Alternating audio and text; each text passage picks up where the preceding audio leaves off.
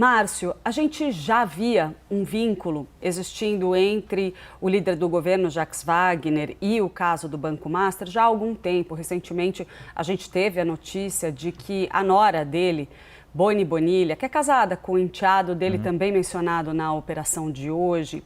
tinha uma empresa, controlava uma empresa que firmou contratos com o Banco Master que somavam aí aproximadamente 12 milhões. Mas, desde então, Jacques Wagner vinha negando qualquer tipo de irregularidade e qualquer tipo de favorecimento na relação com o banco de Daniel Vorcaro. Esse assunto acabou esfriando e agora essa operação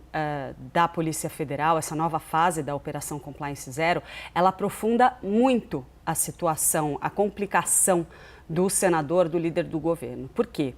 Além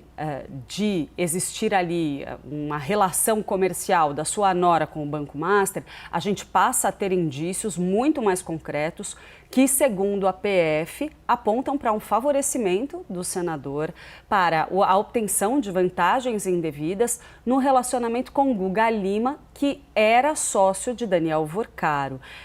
Pelo que apontam ali as investigações, muito desse relacionamento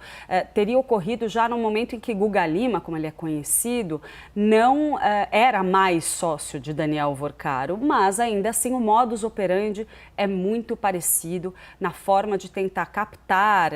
conseguir ali influência sobre o poder, sobre o meio político. Ali a principal novidade que surge é a compra desse apartamento no valor de R$2,5 milhões de reais, esse imóvel que, segundo o senador, seria para beneficiar a sua filha.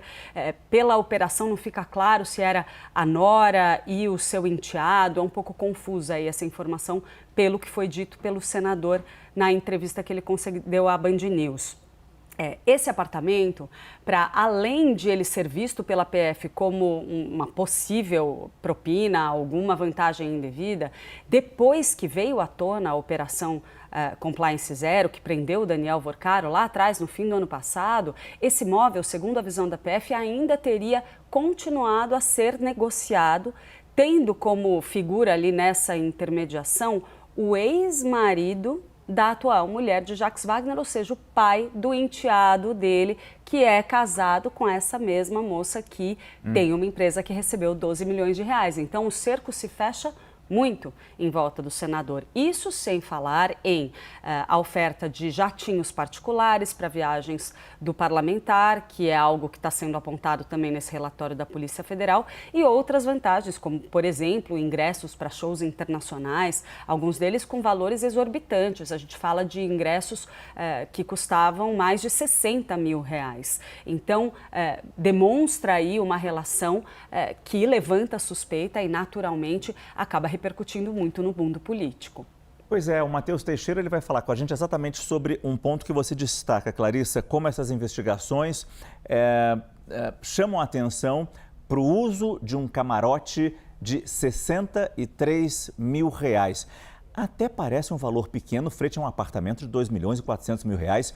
Claro, tudo isso tem que ser investigado. Mas eu pergunto para você, Matheus, boa noite. Como isso amplia o desgaste de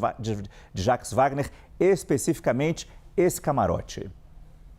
Olá, Márcio. Boa noite a você, Clarissa, todo mundo que nos assiste. Exatamente, falei com um investigador hoje aí da Polícia Federal e ele afirma, claro que o muito mais grave é a negociação do apartamento, um valor vultoso, muito alto, mas essa questão do camarote ele classificou como a cereja do bolo. É uma questão que mostra ali nos diálogos sobre a negociação para esses ingressos, mostra que havia de fato uma intimidade e o senador pedindo favor diretamente a Augusto Lima. É um show internacional acontecido em Los Angeles em 2023. Inicialmente ele pede os ingressos para Augusto Lima, chegam 3 ingressos, depois ele pede mais 2 e depois finalmente chegam esses outros 2 ingressos e ele afirma, agora tudo bem, um abraço meu amigo. Portanto, uma relação ali de proximidade que envolvia, segundo a Polícia Federal, desde a questão do apartamento, que é de 2 milhões, mais de R$2 milhões, o uso de aviões, como a Clarice também bem destacou que ele usou pelo menos em 2 oportunidades, segundo a decisão do ministro André Mendonça, sem nenhum tipo de pagamento e pedindo ajuda ali, e justamente me empresta o avião, ir para lá e para cá. E a questão dos ingressos, seriam 5 ingressos para um show internacional em Los Angeles, somados custaram R$63 mil, numa troca de favores, porque depois, segundo a própria decisão baseada na representação da Polícia Federal, ele defendeu os interesses do Banco Master,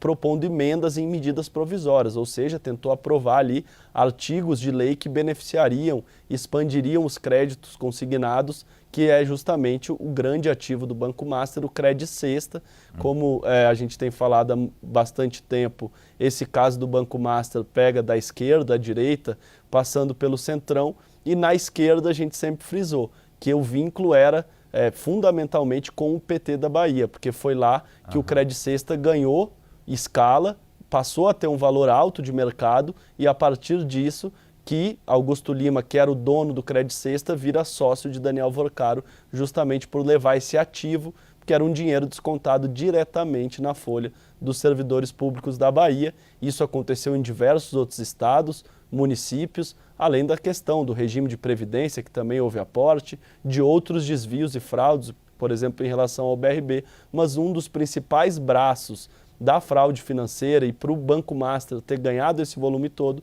foi justamente o Credit Sexta, que teve início lá na Bahia, no governo de Rui Costa, quando Jacques Wagner era secretário de Desenvolvimento. A decisão não diz que houve qualquer tipo de irregularidade na negociação lá do Credit Sexta na Bahia, mas narra uma relação muito próxima e, segundo a Polícia Federal, com troca de favores de beneficiamento para Jacques Wagner e também, de certa forma, ele atuando em prol do Banco Master no Senado Federal.